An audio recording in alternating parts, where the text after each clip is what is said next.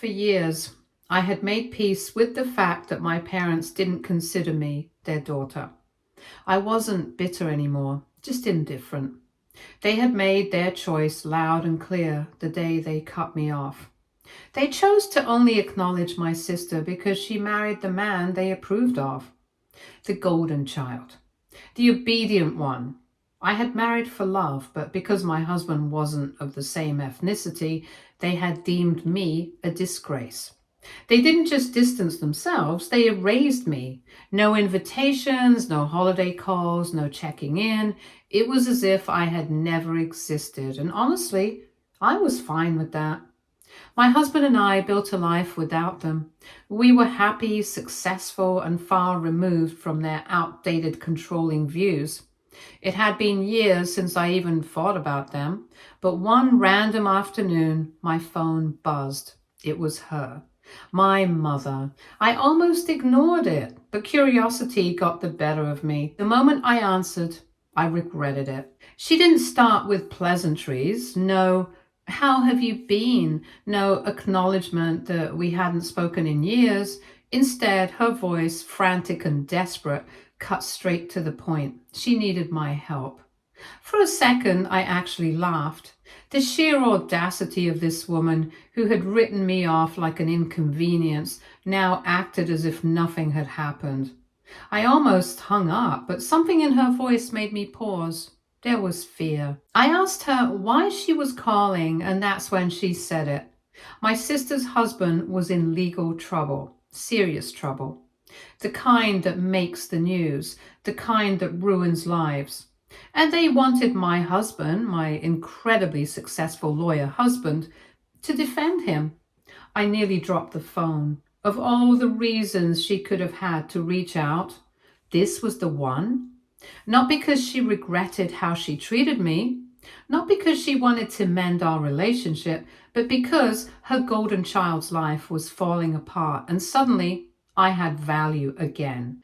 I let her ramble for a while, explaining how my sister's husband had been accused of something terrible. She kept insisting that it was all a misunderstanding, that he needed a strong defense, and that they knew my husband was the best. I stayed silent, letting her talk herself in circles before finally cutting her off. I told her no. Dead silence on the other end. She sputtered, caught off guard. How could I say no? Did I not care about my family? Did I not understand the seriousness of the situation? I reminded her that, according to them, I wasn't part of the family. I had been cast out like I was nothing, all because I dared to marry outside their expectations. They had one daughter, right? Well, it was time for their one daughter to figure this out on her own. Her voice turned sharp, furious. She accused me of being selfish, of holding on to the past, of not having a heart, and a load of other things. I told her she made her bed and now she could lie in it. I ended the call before she could say another word. And for a moment, I just sat there, gripping my phone tightly. My heart was pounding, but not from sadness. It was anger. Pure, burning anger at their hypocrisy.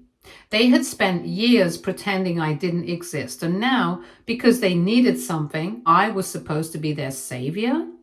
I shook my head, setting my phone down and fully intending to forget the whole thing. But the universe wasn't done with me yet. Actually, why blame the universe? It was my own stupidity to answer that call. Not even an hour later, my phone buzzed again, another familiar number. This time, it was my sister. I debated ignoring it, but I wanted to tell her no to her face, so I answered. Unlike my mother, my sister didn't start with desperation. She started with fake warmth, as if she hadn't been perfectly content letting our parents disown me. She asked how I was and how life had been, if I was happy. I let her play the game for a minute before I cut her off. I told her to get to the point.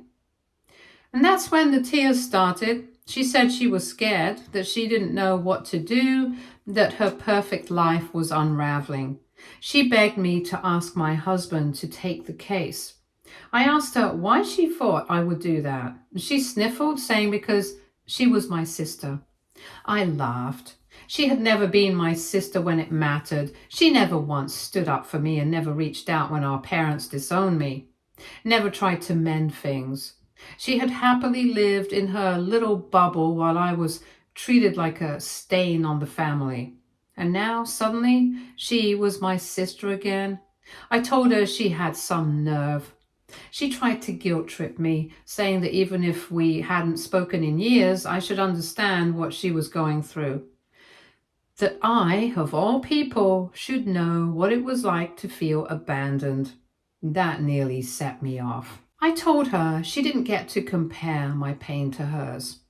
I had been abandoned for existing. She was being abandoned because she had chosen to build her life around someone who turned out to be a monster. There was a difference.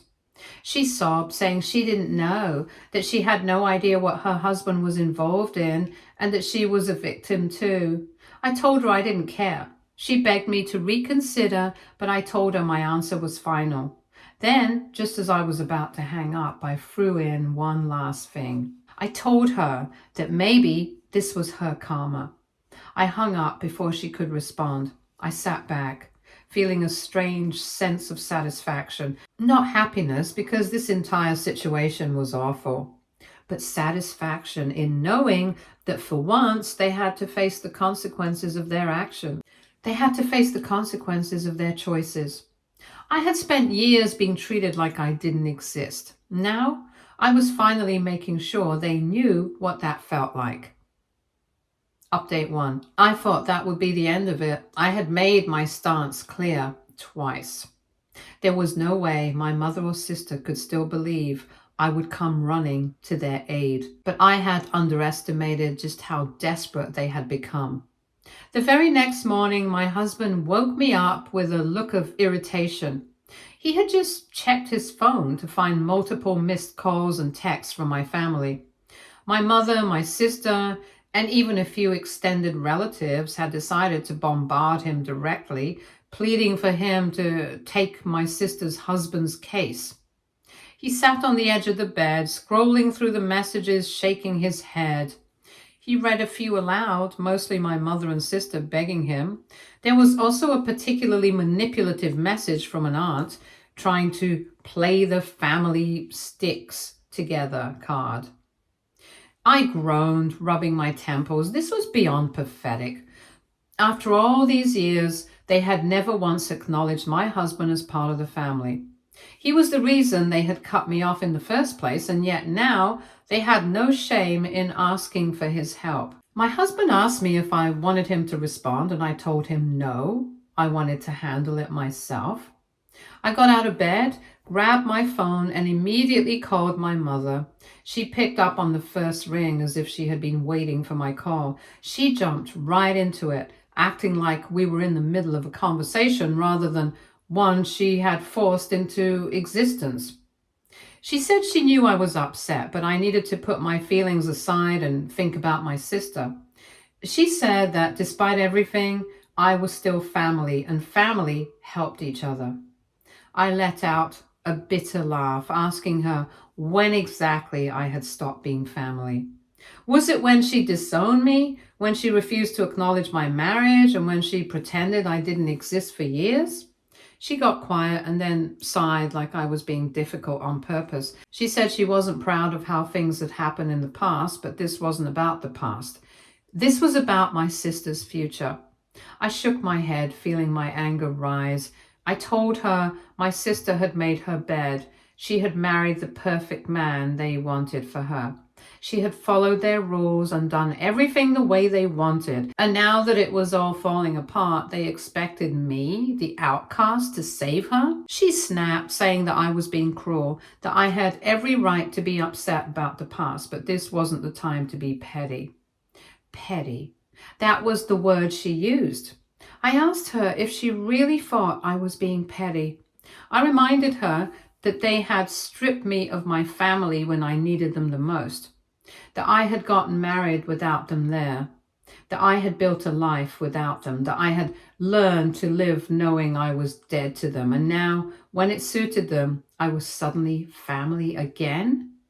She hesitated, but then said something that made my blood run cold. She said that my sister's husband's case was complicated, and if he went to prison, it would destroy my sister's life. She admitted that things weren't looking good, but with the right defense, he could get a reduced sentence or maybe even get out of it completely. I was stunned. I asked her if she even cared whether or not he was guilty, and she stammered, saying that the charges were serious, yes, but that didn't mean he was a bad person, that he had made mistakes, but he deserved another chance. I scoffed, asking if she would have felt the same way if it had been my husband in his position. Silence. I pressed further, telling her that if it were my husband facing these charges, she wouldn't be calling anybody to ask for help.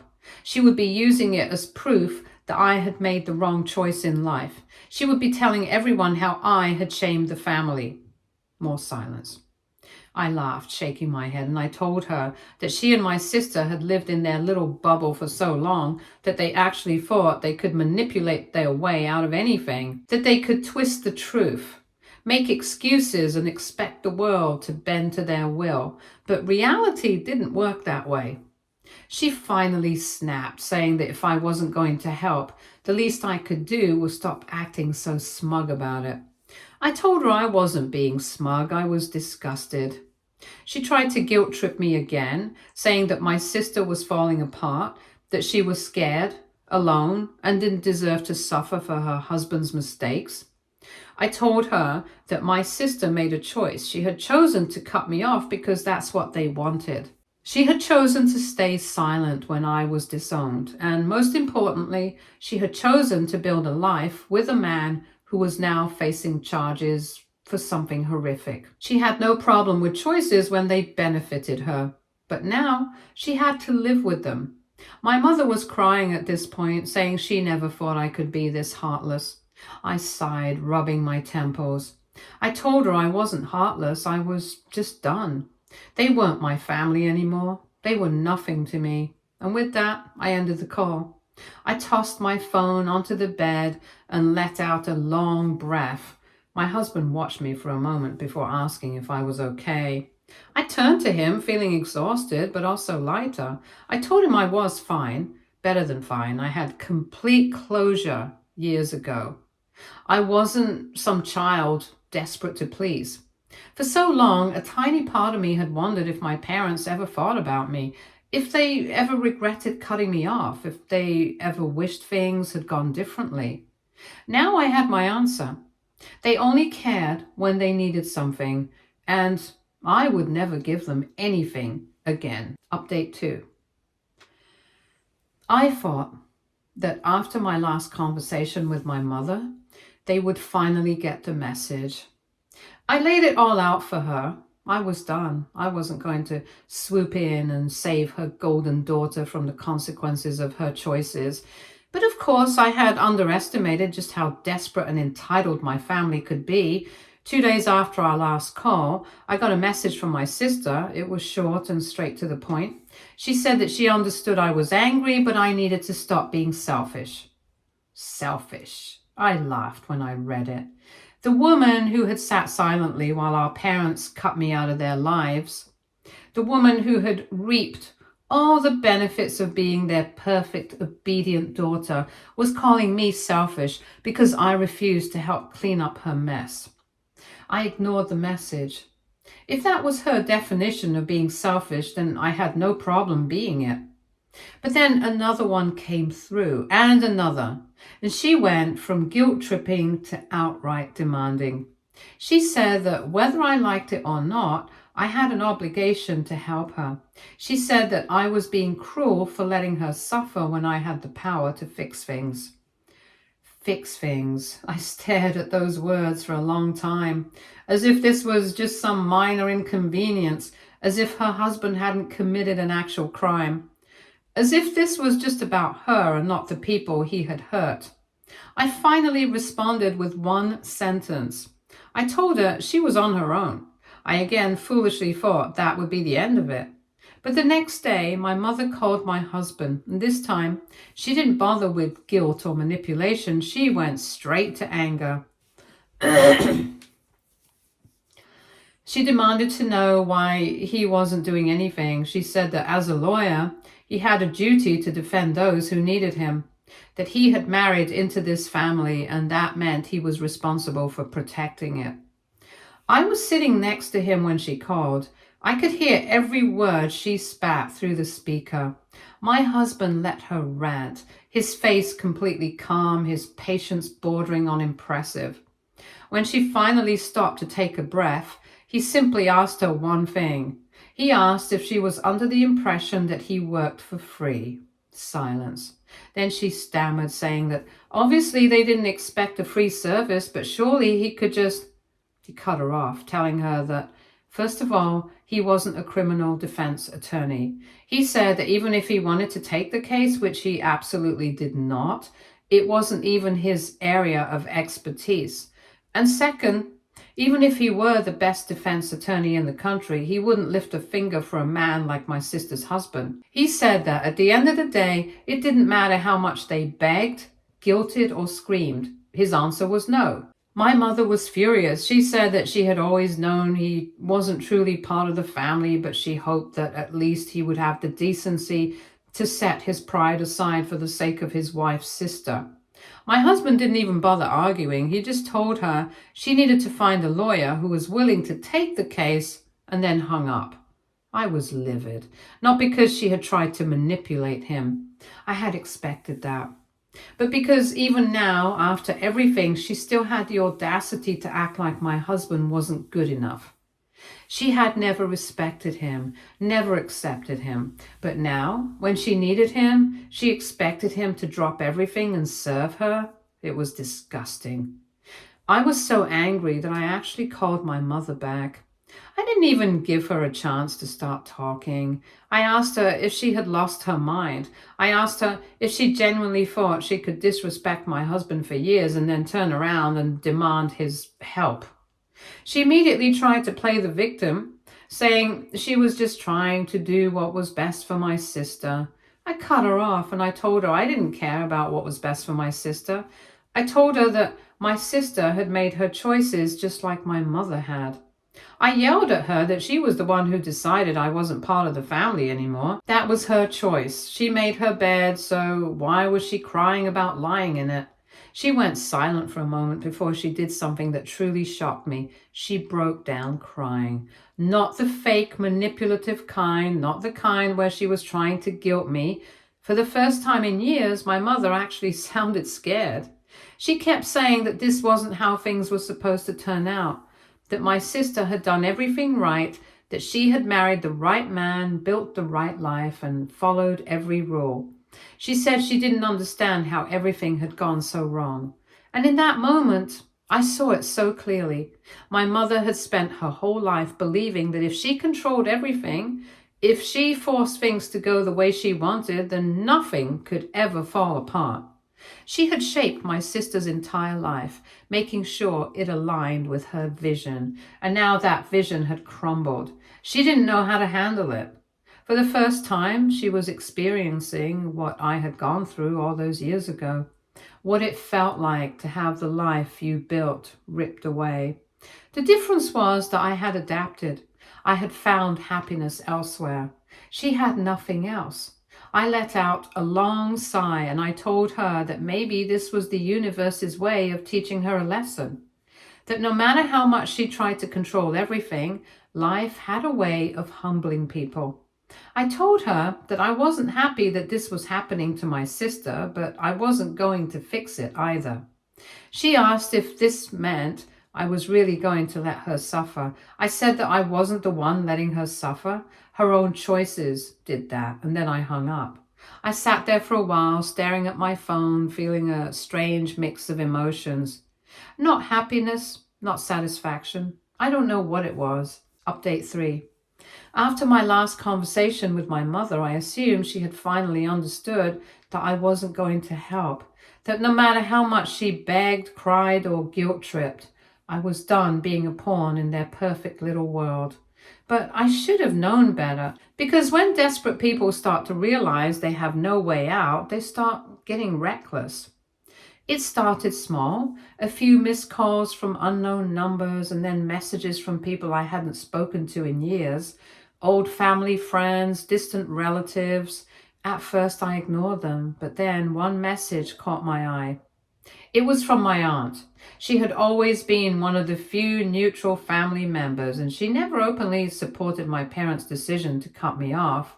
But she also never stood up against them. She just stayed quiet. It wasn't her problem. Her message was simple. She said she wasn't sure what was going on, but my mother had called her out of the blue, sobbing, claiming I was punishing her and my sister for something they had done in the past. She said my mother was telling people that I was holding a grudge and refusing to help out of spite, that my husband and I were deliberately turning our backs on family, watching them suffer when we had the power to make it all go away. I had to laugh at that. The way she twisted reality to make herself the victim was truly impressive. I responded to my aunt, laying out the actual truth. I told her exactly why my parents had cut me off in the first place. I reminded her of all the times I had tried to reach out, only to be ignored, belittled, or treated like a mistake. And then I told her the real reason they were begging for my help now. I told her about my sister's husband, about what he had done, about how my mother wasn't concerned with the victims, only with making sure her perfect little world didn't come crashing down. There was a long pause before my aunt finally responded. She said she had no idea things had gotten that bad. She said she wished she had spoken up sooner, and I told her it was too late for wishes. I thought that would be the worst of it, but then a few days later, my sister showed up at my door. I didn't even know how she found my address. I stood there stunned as she looked at me with red, swollen eyes, her entire body shaking. She begged me to listen. I didn't want to let her in, but I also knew she wasn't going to leave until she said whatever she came to say. So I stepped aside and I told her she wasn't welcome here, so to make it quick. She sat down at my kitchen table, gripping her hands together so tightly her knuckles were white. She said she knew she had messed up. She admitted that she had been a coward all these years, going along with whatever our parents wanted, because it was easier than standing up for me. She said she never thought she would be the one on the other side, begging for help, feeling like her entire life was crumbling. I sat across from her, arms crossed, waiting for her to get to the point. Then she finally asked the question. She wanted to know if my husband could do anything at all to help her husband get a lesser sentence. I stared at her in disbelief. After everything, after all the lies and manipulation, after cutting me off for years, she had the nerve to ask that. I asked her if she even understood what she was saying. I asked her if she realized that she wasn't just asking for legal advice. She was asking me to help cover up for a man who had done something unforgivable. Her face crumpled. She said she knew how bad it looked, but she didn't know what else to do. She kept saying she wasn't strong enough to go through this alone. I took a deep breath, forcing myself to stay calm. I told her she had no idea what being alone even felt like. I told her that when I got cut off, when I had no family to turn to and no support, I had to build my own life from scratch. I had to learn to stand on my own 2 feet. And I reminded her that it got even worse after I decided to get engaged. I told her that she had spent her whole life hiding behind our parents, letting them make every decision for her. And now that things were falling apart, she was still looking for someone else to clean up her mess. She shook her head, her voice breaking as she said it wasn't fair, that I didn't understand. I slammed my hands down on the table. I told her she didn't get to talk about fairness. Fairness would have been my parents treating us equally. Fairness would have been my family supporting me instead of tossing me aside. Fairness would have been her standing up for me when I needed her instead of staying silent. She flinched like I had slapped her. I told her that the only reason she was sitting in my house right now was because she had no other options. Not because she suddenly cared about me. She tried to argue, but I cut her off. I told her that if she wanted to fix her life, she needed to take responsibility for it. She needed to stop running to other people and start facing reality. And the reality was that her husband had done something horrific. No lawyer, especially not mine, was going to make that go away. She broke down sobbing. She said she didn't know what to do, that she didn't know how to survive this, and I took a deep breath and told her the truth. I told her she was going to have to learn how to stand on her own, just like I did. She looked up at me, her face filled with devastation, and then finally she stood up. She wiped her tears, walked out the door without another word. I sat there for a long time, staring at the empty chair where she had been.